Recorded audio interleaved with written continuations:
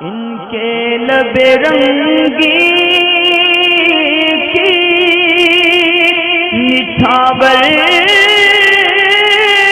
थी कि जिसने।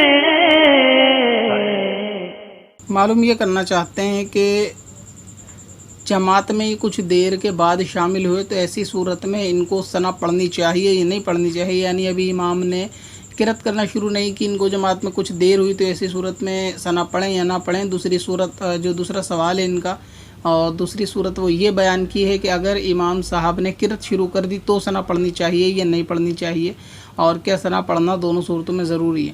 तो देखें, सना पढ़ना दोनों सूरतों में ज़रूरी तो नहीं है, मगर ये कि पहली सूरत में सना पढ़ने की गुंजाइश हो सकती है। यानी आप जमात में शामिल हुए और अभी इमाम साहब ने नीयत बांधी है और किरत करना उन्होंने शुरू नहीं की, तो जब तक इमाम साहब किरात ना करेंगे, जब तक आप चाहें तो अपनी सना मुकम्मल कर सकते हैं, तो आपको सना पढ़ लेनी चाहिए। और अगर ऐसा मामला है कि इमाम साहब ने किरात करना शुरू कर दी और आप पीछे से आए, तो ऐसी सूरत में आपको सना नहीं पढ़नी, बल्कि कुरान मुक़द्दस जो इमाम साहब के ज़रिए से पढ़ा जा रहा है उसको कान लगा के सुनना है। यही कुरान पाक का हुक्म है कि जब कुरान पढ़ा जाए तो उसको कान लगा के खूब सुनना चाहिए। तो ऐसी सूरत में आपको पढ़ना नहीं चाहिए।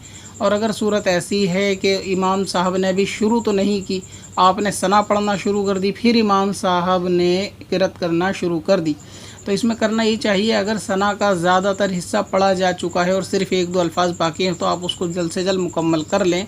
और अभी ये कि इमाम साहब ने कुरान पाक पढ़ना शुरू करा, फ़ौरन चंद सेकंड पहले आपने सना पढ़ना शुरू कर दी थी, और तो आपको चाहिए कि ऐसी सूरत में सना को तर्क करते कुरान मुक़द्दस को सुने। बाकी ये कि बाद में आने वाले लोग अगर इमाम साहब ने नियत बांधने के बाद पढ़ना शुरू नहीं किया, तो जब तक वो चाहें सना पढ़ सकते हैं।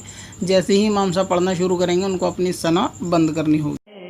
पत्थर में हसन लाले पुरन